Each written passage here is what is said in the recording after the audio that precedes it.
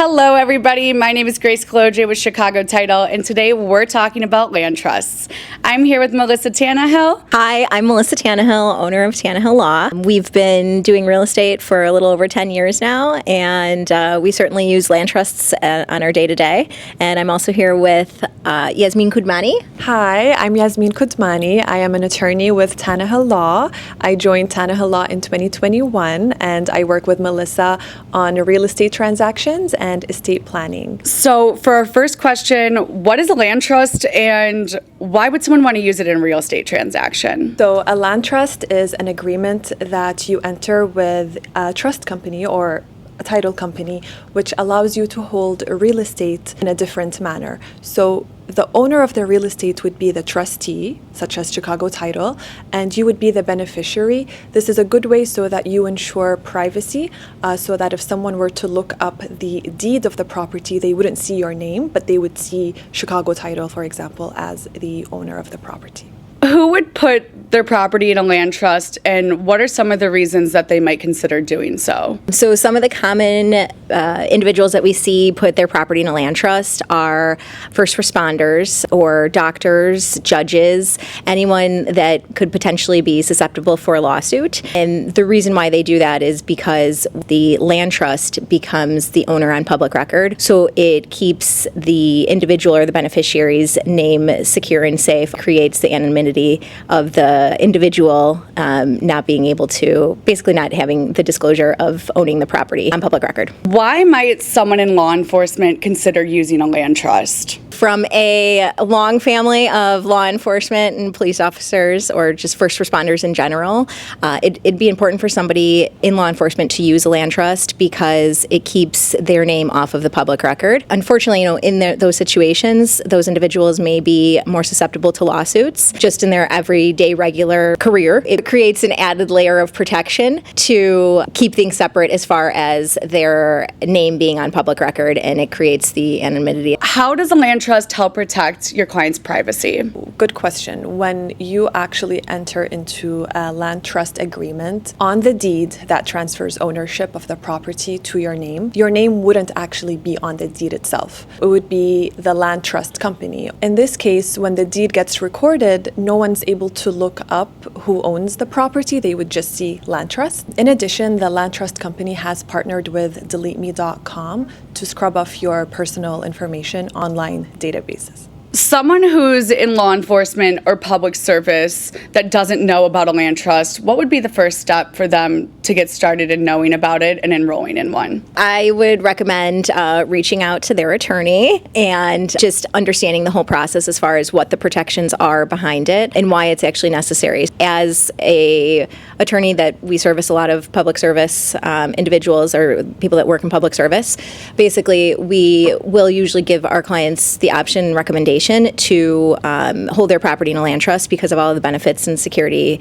that it actually does entail or hold. Are there any risks or misconceptions that people have about a land trust that you'd like to clear up? Yes, so one misconception is that a land trust will provide asset protection from lawsuits, but a land trust won't do that. What it'll do, though, it'll provide privacy so that creditors will not be able to find out that you own said property and won't be able to possibly attach it in a lawsuit. Yeah, so a lot of people think that it's only for the wealthy or that the wealthy use these types of instruments to protect their property, but in reality, it's for anybody who really could use it. And there's a lot of benefits just to the regular individual, especially, like we said, people in law enforcement or first responders, public service, anyone that kind of has a job where their daily activities might create a situation where they could potentially be in a lawsuit. Can a land trust be used for investment property? And if you do you recommend it? So that's a really good question. We typically, when we have investor clients come to us,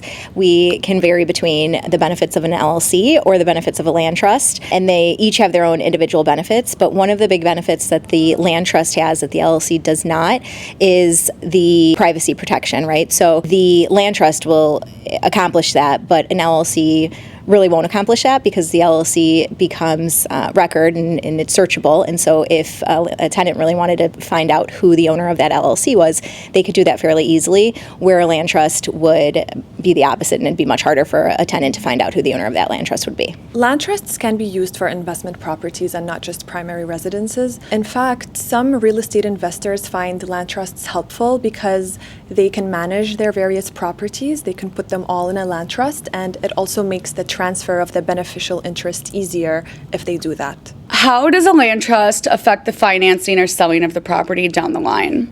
So it really doesn't affect the selling. The beneficial owner of the land trust, which would be the owner of the land trust, can still initiate a sale just like they normally would. They would just get the trust company involved to sign majority of the paperwork for the sale, which can sometimes also be a benefit because if the owner is out of state and they can't actually be here to sign documents, the trust company can help facilitate majority of those items as well too. So it makes things sometimes actually a little bit easier. And then the second piece is the financing aspect. So majority of lenders don't have an issue closing within a land trust. They just want to see a copy of the full trust agreement. So what we'll end up doing is first creating the trust agreement and initiating the trust before closing so that the trust is active and can be provided to the lender so that the lender can put the trust through underwriting and get all of the approvals needed so that the documents can be signed through the name of the trust as well too. What are the tax implications, if there are any, when you hold your property in a land trust? You would still pay taxes as you usually do on your property. The one difference is the tax bill is sent to the land trust company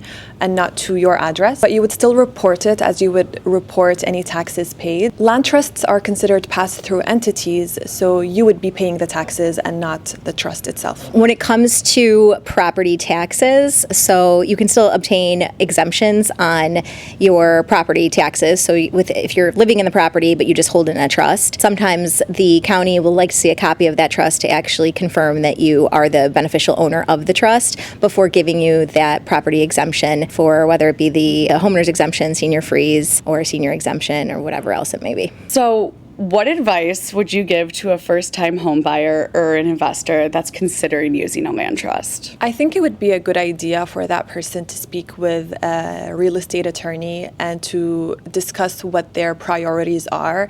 Is it to remain private? Is it for estate planning? Are you trying to manage your assets for future beneficiaries? So there are different ways that you could approach each of those priorities, and it would be a good idea to speak with a real estate attorney to determine that. How can someone contact you if they wanted to set up a land trust? And do they specifically have to be in law enforcement or public service to sign up for a land trust with you? If somebody wants to contact us, they can certainly reach out to us via our website, TannehillLaw.com, or our social media, which is @Tannehill Law, or our email, which is office@Tannehill Law. But we would be open to having that conversation to see if a land trust is the best fit for the individual who's seeking to put their property in a land trust. And the other thing I want to just kind of mention too is we use this tool in many other aspects where it comes to real estate.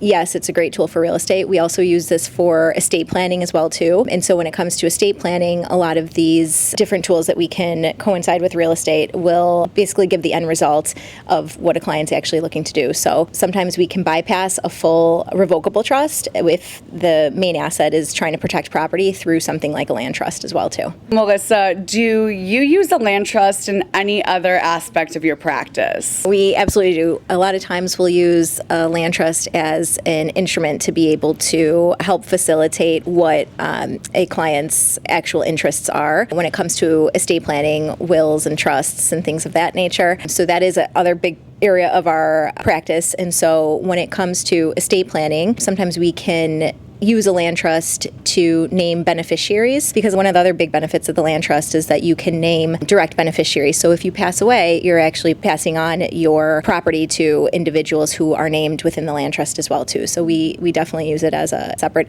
tool for some of those aspects too. So what is one common mistake that you see buyers do when they're putting their property in a land trust? One mistake that I see buyers do when wanting to put their property in a land trust is they'll come to us and ask us to put it in a land trust after they closed on the property with their individual name. So that sort of defeats the purpose of a land trust because their individual name is already on the deed, and we're not going to have the privacy that they're going to want with a land trust, because any person looking up the history of the property is going to see that this property was owned by you and then transferred into a land trust. So it's a good idea to close on your property with the land trust and not in your individual name. Thank you again for coming. I appreciate the both of you ladies. I hope you enjoyed what you now know about a land trust. So thanks again.